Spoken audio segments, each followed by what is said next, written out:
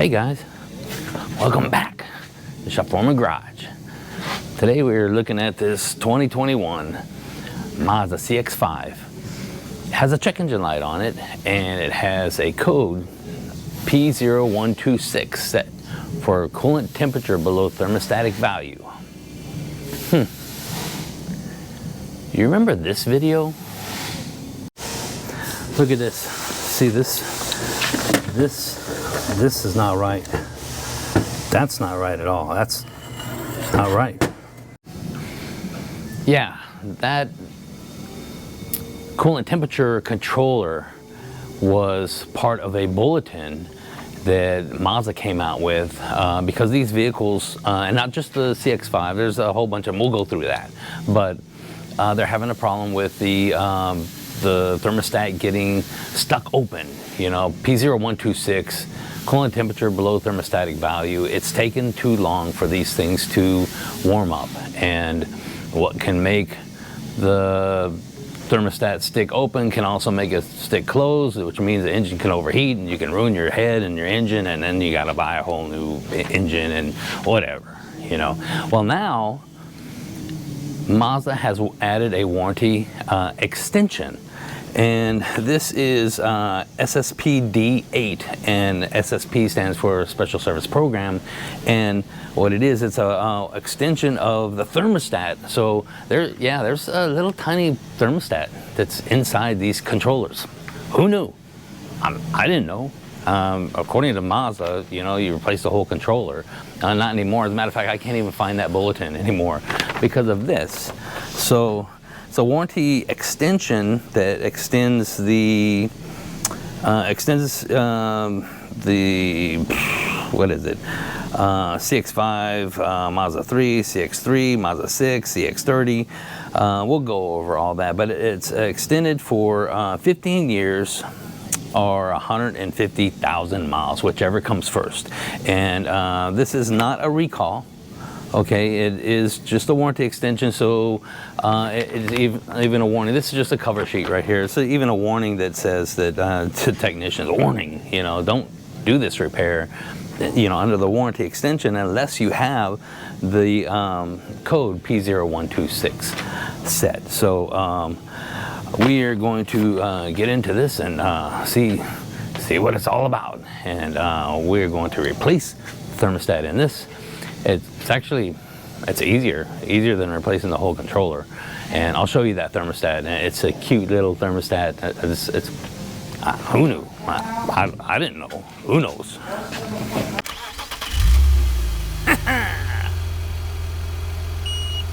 Oh no.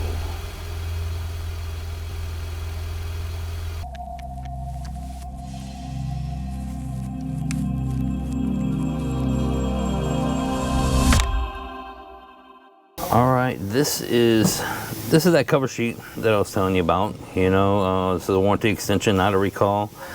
Pretty much all this information, just a cover sheet for technicians. This is the letter that is sent to owners. Dear Mazda owner, and it'll have your VIN right here. And it's a special service program, 2018 through 25 CX-5, 19 through 23 Mazda 3, 19 through 22 CX-3, 18 through 21 Mazda 6, 20 through 23 CX-30. Check engine light comes on, P0126. And so this is the letter that you should have gotten. Maybe not everybody gets letters if they've moved or whatever. This talks about, you know, what the problem is, what you should do, what Mazda will do. This is the most important part for right now, from what I'm looking at. What if you already paid for the repair? You already had the thermostat or the coolant control valve replaced. Well, if you've already paid for, you know, due to having this issue or whatever, they'll reimburse you, you know, for reasonable repair, you know, based on Mazda's repair standards. And there is a website that you can go to, and you can put your VIN in, and you can follow a bunch of information to submit your claim. And there's even a phone number that you can call right there. And I will try to put this letter in the description box And I will also try and put this bulletin right here. So this is the bulletin for the warranty extension. This is the repair procedure that we're going to be going through, and right here is the VIN breakdown of all the vehicles. And the most important thing when you're looking at this is it has your VIN breakdown. So it's got the last 6 digits of your VIN, so you find the VIN that starts, that matches yours from the beginning, and then you look at the last 6 digits, and if it falls between this 6 digits and that 6 digit, then you're covered. You got it, you know, depending on the vehicle that you have, you know. Look at this one right here, the 21 through 25 CX5 MC built. It starts at this last 6 digits, and it goes to be determined, because I guess they don't know when this is going to stop. You know, the 25 CX5. I'm guessing that they've done a repair and they don't know where that stop or whatever. I have no idea. But anyway, I'm going to put this in the description box below, and we're going to go through this entire thing. And these are the part numbers, and the way that I'm going to do it. This is all I need, basically. It's this thermostat set and the coolant to put in there. So we are going to get into that. All right, these are the parts that I have, the parts that I'm going to use. Right here is the thermostat. I'm going to take it out of the bag. It's a itty bitty little teeny tiny thermostat. And that's the culprit right there. I mean, you know, that's what it is. And then there's this this outlet, you know, that the heater or the radiator hose is going to go to. It's still in the package. You'll see that. We'll put that together. Just a little disclaimer: I'm not gonna do this the way that Mazda wants it done. I'm not gonna pull this controller out. I'm gonna pull this housing off of here. I'm going to take the thermostat out and put the new housing on. And there are little things that you want to be aware of whenever you do that, so that you don't, you know, mess it up, whatever, you know, break it, you know. There's another kind of a funny thing at the end of this repair procedure. There's a note here. It says, if the subject vehicle comes back again with DTC P0126, perform this TSB again. There's no need to contact technical hotline for warranty approval. What? And if it comes back after doing this repair and it has the same code, just do it again. So I just thought that was kind of weird. Yeah, I wonder how many times we can do it. You know, as long as it's still under the warranty extension. I don't know. So. Let's get into this. So of course I'm gonna have to drain the coolant on it, but we got all these wires and tubes and stuff that need to come off, and I'm going to have to pull, of course, the air box off, the PCM. There's a controller right here, and right here, this part right here, and we'll get to it, and I'll show you. This is where that thermostat sits, right inside this housing. They want you to pull the entire controller out and do it on a workbench. I'm not gonna do it like that. I'm gonna pull this housing off of the controller, replace the thermostat, and put it back on. And I can guarantee you that other Mazda technicians are doing the same thing. It's like, why do I need to pull that controller off? Now there are special things that you need to be aware of when doing this, and my guess is that's why Mazda says, hey, pull the whole controller off, because we want to make sure that you do it right. And I completely understand that. And a technician that maybe has never done this before, never pulled a controller off, maybe they want to do it like that. I've already done one. I've done one of these, and it's so much easier than pulling the entire controller off. Of course, it wasn't that hard pulling the controller off, but it's time saving to just pull that housing off of there, and those special little things that we need to make sure of and stuff. We'll get into that and all that, explain that to you. But first, I need to pull this thing, put this thing on the lift and get the coolant drained and just start taking all this stuff off. Probably pull the battery out too, just to get it out of the way, you know. I just need, you know, a little bit of elbow room, you know. So start doing that right now.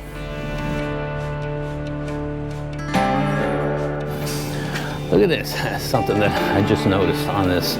So this wheel, there's nothing wrong with this, right? Look at this side, and I just noticed when I was pulling it up on the lift. Let's see if you can see that. Yeah, this whole thing is moving. So yeah, that I'll get the thing up in the air and find out what is going on with that. Okay, let's check it out.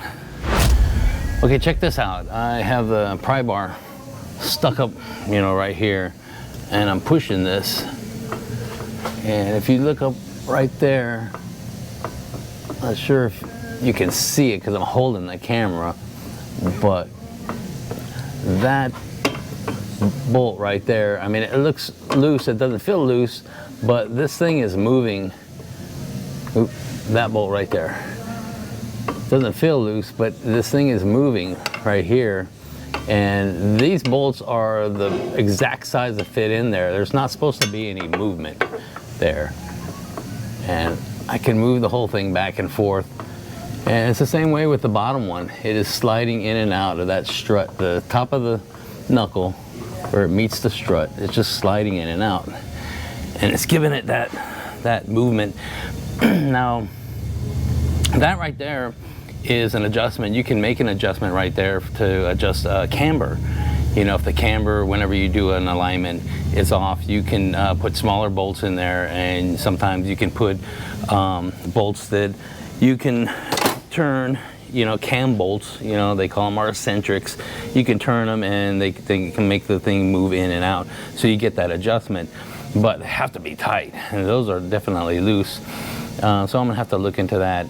It might not be that big of a deal, tighten them up and we'll be done, but I have to do an alignment on it to make sure I get it in the right spot. So I'm gonna have to talk to the customer about that. It's just weird. I may pull one of them out just to look at it and see if somebody did some weird shenanigans to make that thing slide in there. Who knows? I've seen weirder things happen. So that's something I'm going to talk to the customer about. But let's get back to this coolant temperature, this thermostat. And I'm going to pull this little door off right here, and I should be able to reach in there and start draining the coolant. So I'm going to get doing that right now.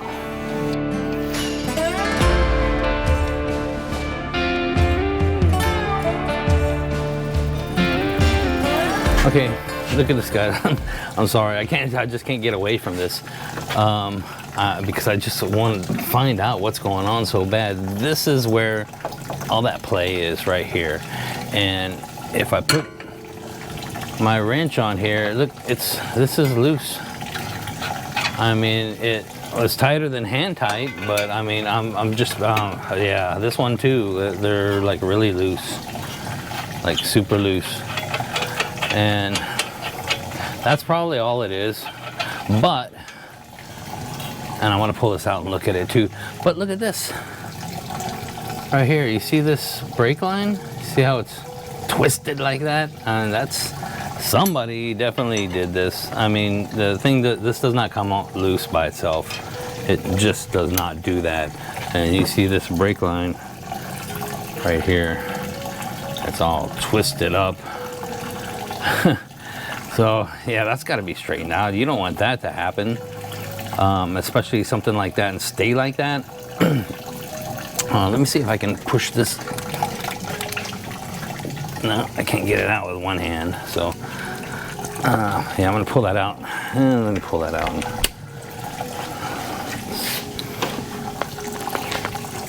I just want to look at it.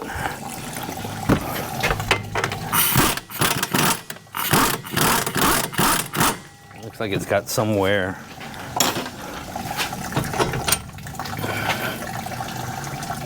I mean, it's not bad. It's not bad at all. It was just loose, and so was the bottom one. And when I look inside here, let's look inside there. Does not look like it's wallowed out or anything. That's pretty much normal, the way that they are. Some people may actually wallow these out, you know, or the knuckle, just so you can get more movement like this, because this movement right here is going to adjust your camber. So that's what I thought it was. Sometimes I'll put smaller bolts in and move the thing over and tighten it down just to adjust the camber. But that's not this case. This definitely needs to be straightened out right here, because you can't leave a brake line like that, you know, especially when they get older. The inside of the brake line can start to come apart because it stays twisted, it stays with that pressure on it like that, and especially when they get older. And then it's going to stomp up the inside of the brake line, and it's either going to keep you from applying the brakes, or most likely you're going to apply the brakes and they're not going to come off, and you're going to be stuck with a brake caliper that won't release, you know, and stuck on the side of the road trying to drive with your brake on. You got smoke coming off the rotors and everything like that. These rotors may have been replaced, and they don't look bad at all. They don't look brand new, but they're not, you know, all rusted up. You know, like the hub, you see the hub assembly's rusted. This should have rust on it. So somebody did something. The brake pads look newer.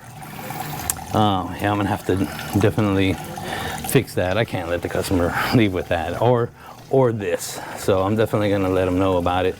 And I don't mean to make the video any longer than it is. Let's get back to what the video is really about, and that is that thermostat. And I'm just gonna stick this back together and talk to the customer about it.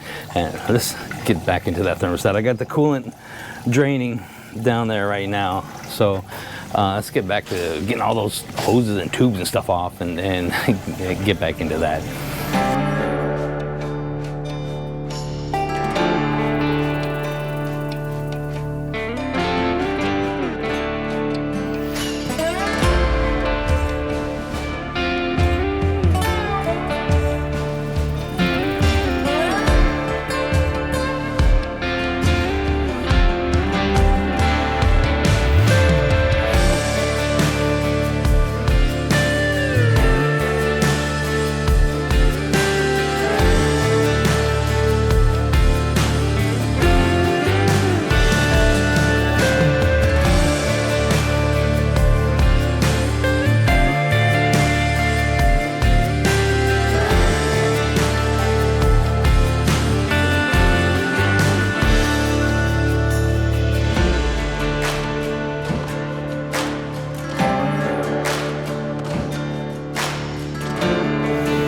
All right, this is what we're dealing with right here. So this is the inlet or outlet, or this is for the upper radiator hose that goes to this thing right here. And this is what we're replacing. Inside here is the thermostat right up here on the top part. And we got 4 torque bolts. 1, 2, 3, and then there's one in the back right here. And I went ahead and I disconnected this. So Mazda wants you to pull this entire controller out, but I can get to this without doing that. And I went ahead and I removed the throttle body. I have the throttle body just sitting right here, just to give me a little bit more access. And I moved these, I disconnected this ground right here, and I moved the thing up so that I can go ahead and have a little bit more room. So this is how I'm going to pull this thing out. All right, so we got these 4 torque bolts, and they tell you to take these out by hand. And the reason is these bolts, they are self-tapping, and they self-tap into this housing right here. Matter of fact, they don't just tell you to do it by hand, they tell you to make sure that you don't get the bolts mixed up. So the bolts need to go right back to where they were. They want you to number them. Well, I can set them down in a way that I know which way it goes. But another weird thing is they want you to put a mark across the the bolt and the housing, which isn't going to matter because we're putting on new housing, so that doesn't matter.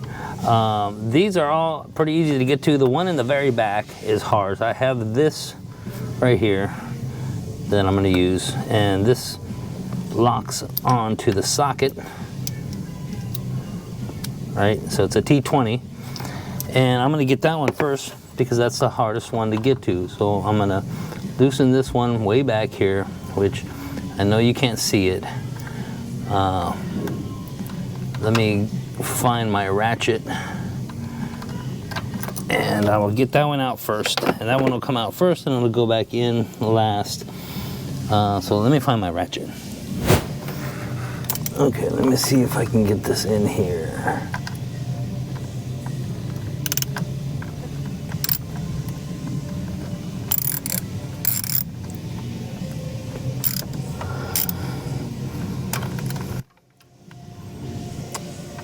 This is not the best extension to use because it's so wobbly. It's got a couple different universal joints on it. The reason why I got this extension, I bought it a long time ago from Matco, and it actually helps to pull off the intake manifolds in RX-8s. Yep, used to do a lot of RX-8 engines, a lot of RX-8 repair, and on those engines in those RX-8s, and that came in handy, getting around those intakes, pulling the intakes off without pulling the engine out. So there we are. There's the first one. Set it over here where I remember where it goes. Switch out this extension, and then I'm going to do the top one.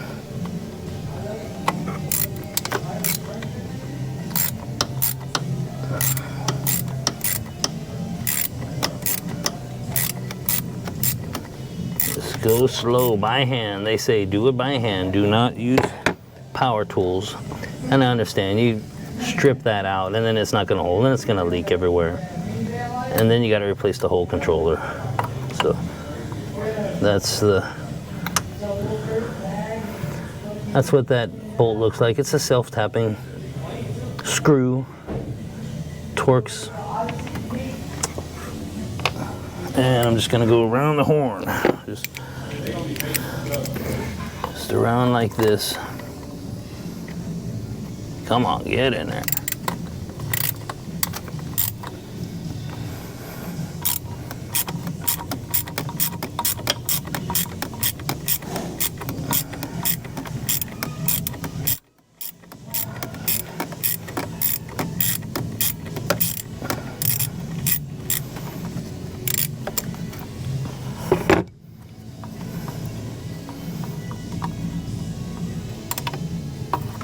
Okay, one more to go.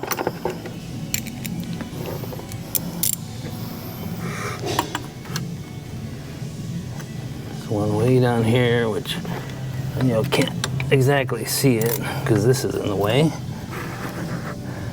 Trust me, it's there. Oh, I can do this without knocking the camera down. Pull that loose, and then at the same time I'm going to pull this whole thing off, and there it is. There is the thermostat.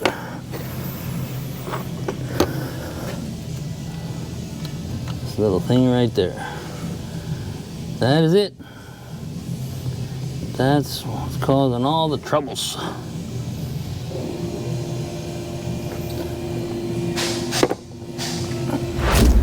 Okay, here is our kit, and this is our housing. So it already has a gasket in it right here, so we don't have to worry about that. And let's see what else. This is the thermostat, of course, and it comes with this gasket right here. So this is the gasket for the controller. So this gasket right here goes way back there, so we don't need it because we didn't take it out. So let's just not get these mixed up. Let me stick this in while we're here. They say stick it in, don't put any silicone on it, don't put any anything special, no silicone lubricant, no lubricant, grease, anything at all. Just stick it in there. It only goes one or maybe two ways because it's got this little notch right here. So, and there's a notch that it goes into. So I stick it on there, turn it till it lines up, and then this pops right in. Itty bitty teeny tiny thermostat. And here's the old one. And I look at it, and it does have the seal in there, so I'm not double sealing it. There's the bolt that came out of there. That one came from there. That one came from there. So it's like 1, 2, 3, 4. 1, 2, 3, and then 4 is still sitting in the thing. So I'll put them in the exact same spot. So let's get this thing together. I don't need anything else because we didn't pull the controller out. So I am going to take this out though, and not give that back to Mazda. So, you know, just don't tell Mazda, you know, or tell them. I don't care. It's gonna get fixed. So this is going back in the box. So is this. This has to be returned back to the parts department, just in case Mazda wants to call them back for some reason. So let's get this thing put back together. Actually, before I do that, this is the brand new housing. I don't know if you guys caught that. This is the old one, so that's number 4. This one is going back to Mazda, not that one. Just wanted to get that straight. I am putting the right one on, okay? So let's get that going. All right, put the new housing in. I got that bolt right there, right? So I'm just gonna kind of hold it on. Actually, what I do have is I got it backwards. That's number 4 right there. I do know what I'm doing. Believe it or not, I think I do. Pretty sure. Well, you know, we're just gonna wing it, all right? So stick that on there, and I'm gonna carefully tighten this. I'm not gonna force it in. I'm gonna make sure that it goes back into its own threads, and that's the main deal. You know, it's a self-tapping, and Mazda does not want you to put the wrong bolt in the wrong hole because it may cross thread and pull threads out of there, and then you just got to replace the whole housing.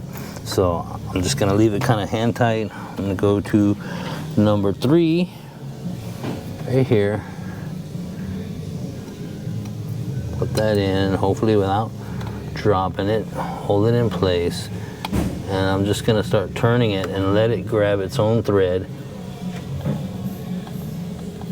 Just like that. I'm just turning it by hand. It's going right in.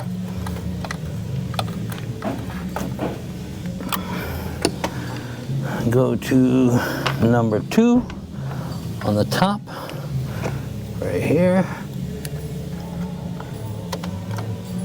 Same thing. I'm just gonna turn it, let it grab its own thread. Come on, find your thread, find your home. That's where you go.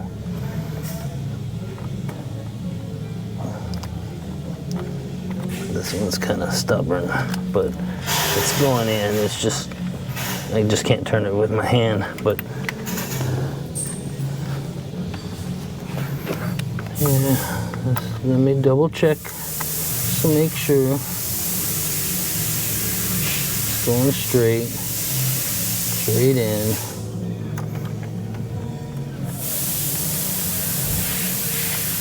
Yeah. Let me get these other ones tightened down, just to be sure.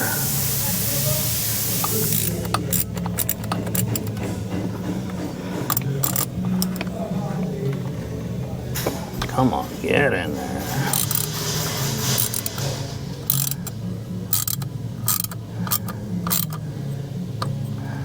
Okay.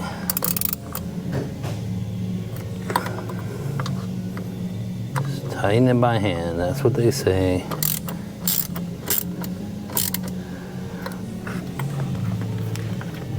Make sure that one is going in. Yeah, the one that's on the backside, definitely do that one last.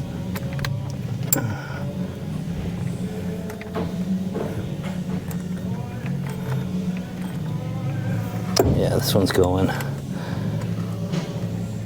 Yeah, so that is the tricky one, the one on the backside. Of course, you know, if we had done it the way that Mazda says, it would be easier because we'd have the whole controller out, but then we'd have to pull the whole controller out. Why? When you don't have to.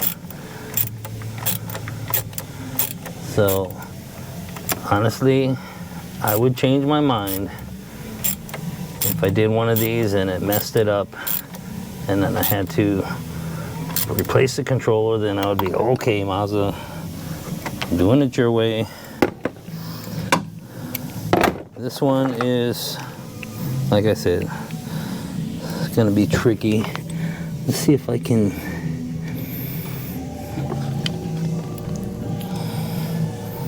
get this thing even started without dropping in a bolt or the nut, or I mean the, never mind, the screw. I'm gonna have to use a magnet.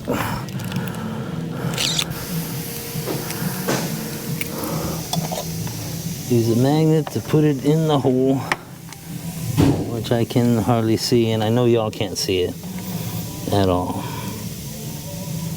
So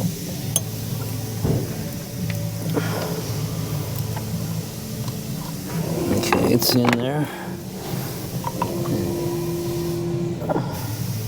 Get this on here.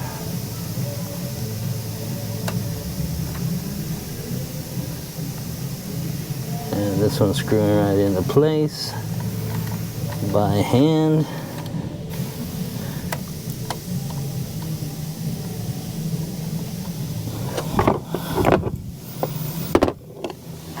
Ratchet on here.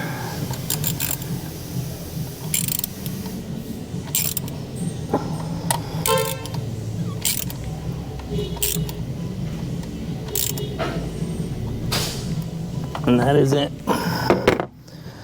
So that one is way back there. But anyway, it's in place. So that is pretty much it. Let me put this all back together and get the coolant system. We're gonna vacuum the coolant system so we can put coolant in it and get it all running and everything, and see how it works. Just a reminder, you know, problems that you have when you have this sort of thing, besides, you know, having the P0126 for coolant temperature below thermostatic value, Mazda is saying that you have to have that code set. But there are symptoms that you can get. So what is it, the blue little light on the dashboard that tells you that your system is warming up or it's not warmed up enough or whatever, that light may stay on longer than normal. And in some cases, it may actually come back on after you start driving it. That's one of the symptoms. Another thing is that, you know, of course, it takes a lot longer for your cooling system to warm up, so that light will stay on a lot longer. Another thing is your heater. Your heater doesn't want to, I ain't got no heat coming out, you know, especially if you live in an area where it's cold and icy and stuff like that. It's like, why is the heater not heating up? You know, I need some heat, you know. So yeah, the thermostat is stuck open, so it's taking so long for the coolant temperature to reach any kind of operating temperature. So of course the heater's not going to heat, you know. So those are symptoms that you would have if you have this issue right here. And if you do have that, you know, get her to the dealer.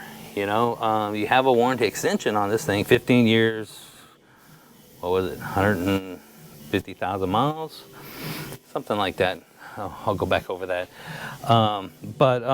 Yeah, get her done, you know. And another thing, one thing that they don't talk about that always you could have issues with when it comes to thermostats. And thermostats that stick open can also stick closed. And I don't know why they don't say that. Maybe they just don't have that issue that much. That's a good thing, because thermostats that stick closed will overheat. And if the thing overheats and you drive in and it overheats really bad, then you can warp the head, you can ruin the engine, and then you need a whole new engine in that case.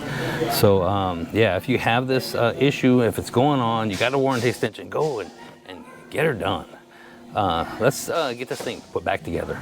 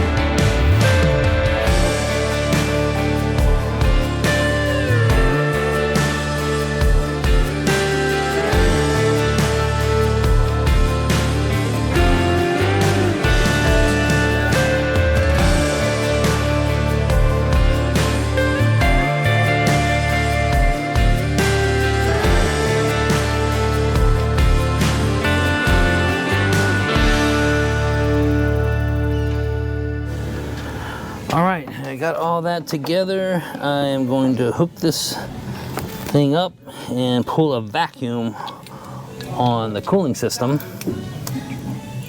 so that I can get some coolant in there and hook up the air hose. I can do this without pulling the thing out. Oh, come on.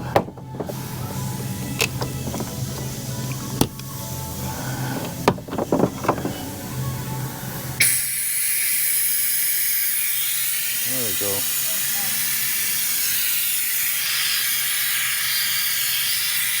So let me get this thing filled with coolant, and then we'll see how she runs.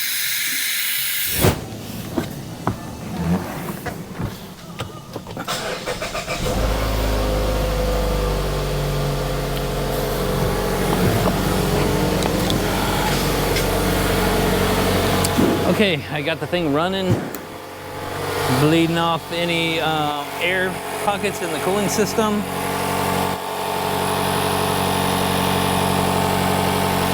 Which there shouldn't be much, because whenever you start these vehicles up, that coolant control valve is open, you know, so it allows air to escape, you know, really easily from the cooling system. And we'll just let this sit here and heat up and make sure there are no air pockets. That's pretty much everything else. I have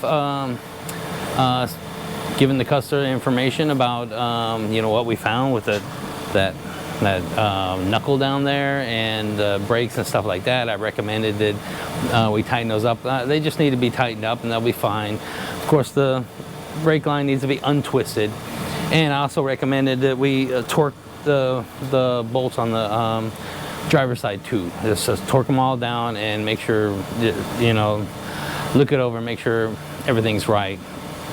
That was just kind of weird, but that is pretty much it.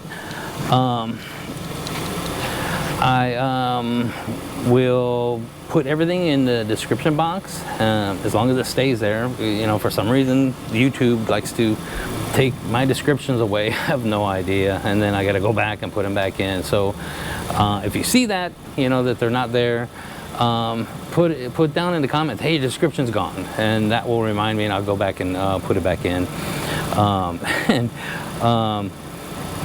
Yeah, look it up, look on the description and see, you know, see if your vehicle falls in this. And remember, it's not a recall, it's not a campaign, it is a warranty extension. This vehicle had 78,000 miles on it, and it falls under the warranty extension, so we got it done. And of course they had the P0126 for the coolant temperature below thermostatic value, and they were having issues with it, so we got it taken care of. Like I said, not exactly the procedure that Mazda says to do, but it works and it's done. I appreciate the heck out of each and every one of you. Thanks for watching, thanks for sticking around, and if you haven't subscribed yet, do that now. And I will see you in the next one.